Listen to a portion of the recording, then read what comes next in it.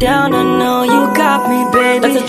Halo teman-teman semuanya, saya Zaki Mahendra. Saya di sini akan membahas tentang sistem operasi.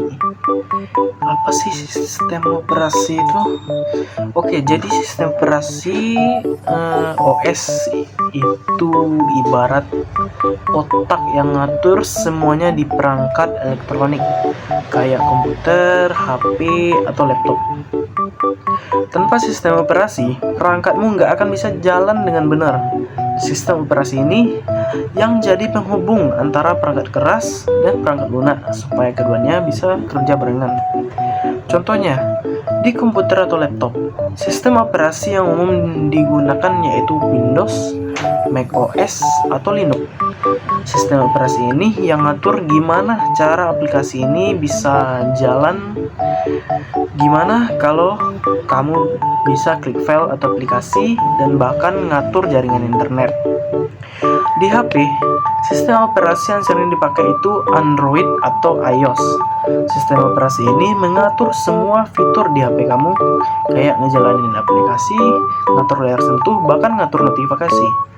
Jadi intinya, sistem operasi itu yang bikin perangkat kamu bisa paham sama perintah kamu yang ngejalani semua fungsi yang kamu butuhkan. Tanpa OS, perangkatmu cuma benda mati yang nggak bisa ngapa-ngapain. Oke, jadi ada satu nih yang lebih mencolok untuk zaman sekarang, yaitu Linux. Jadi, Linux itu salah satu jenis sistem operasi kayak Windows atau macOS. Tapi yang ini bersifat open source. Artinya, kode programnya terbuka untuk siapa saja dan bisa diubah-ubah sesuka hati. Ini beda banget sama Windows atau macOS yang menutup dan cuma bisa dipakai seperti apa adanya. Linux itu biasanya dipakai sama orang yang suka ngutik-ngutik komputer karena dia bisa disesuaikan dengan kebutuhan. Kalau kamu ngerti cara kerjanya, kamu bisa ubah hampir semua hal di dalamnya. Banyak juga server dan superkomputer yang pakai Linux karena dia stabil, aman, dan gak gampang kena virus. Ada banyak versi Linux yang bisa dipakai, yang sering disebut distribusi atau distro. Misalnya Ubuntu, Fedora, Debian.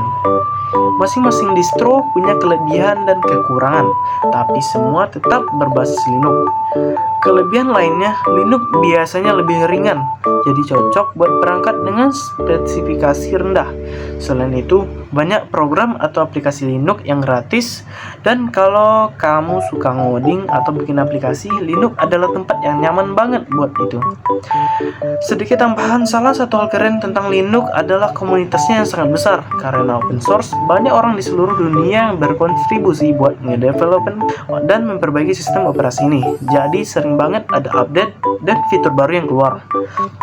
Selain itu, Linux dikenal dengan hemat sumber daya. Misalnya, kalau kamu pakai komputer dengan RAM atau prosesor yang terbatas, Linux bisa jalan dengan lancar tanpa beban yang berat. Beberapa sistem operasi lain yang mungkin butuh spesifikasi lebih tinggi.